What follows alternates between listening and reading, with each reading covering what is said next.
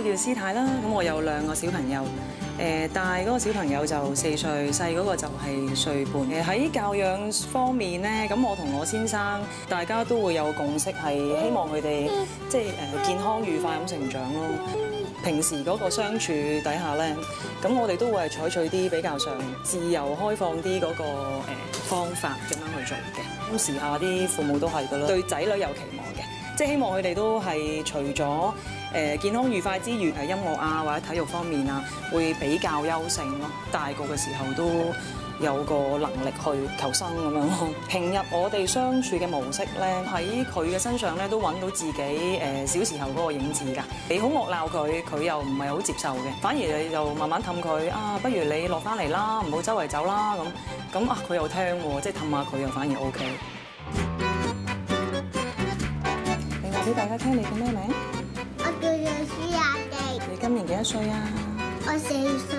讀緊幾年班啊？我讀緊 K1。你平時中唔中意同媽咪一齊㗎？中意。中意同媽咪一齊做咩㗎？玩玩具。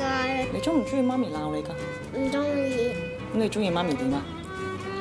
笑。一個家庭啊，尤其是啲小朋友好細個嘅時候，家長咧通常都會好擔心，就係小朋友唔聽話。究竟點樣去相處咧？點樣去管教佢哋咧？請教專家先。Eunice， 麻煩你。Hello。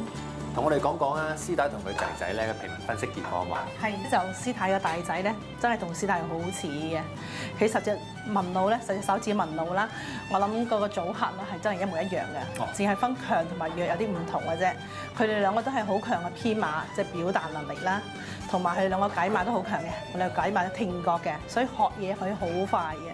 咁佢哋全部都係有9個正機同埋1個漲風弧。9個正機啲人咧，同理心好好啊，心地好善嘅，做嘢中意一樣嚟嘅。OK。嚇，所以有時咧，佢中意個氣氛好和諧啦。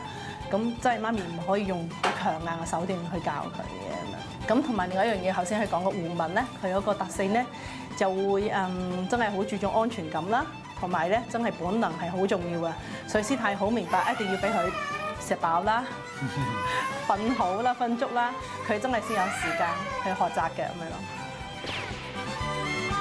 喺我了解完小朋友嗰個皮紋分析之後咧，咁令我更加清楚佢嗰個性格同埋嗰個教養模式。原來佢音樂嗰方面會強過體育嘅，咁變咗就嗰個資源投放方面咧，咁我個策略又改變咗啦。教養佢嗰個方法咧，都真係有所改變。同我一樣，都係要滿足咗食嘢啊、瞓覺咁，先至可以有衝力繼續去做嘢嘅能力，去做得更加好。一樣嘢係幾 amazing 嘅。其實大人又好，小朋友又好，應該咧花多啲時間去了解同埋體諒對方。一家人融洽咁相處，其實唔係好難嘅啫。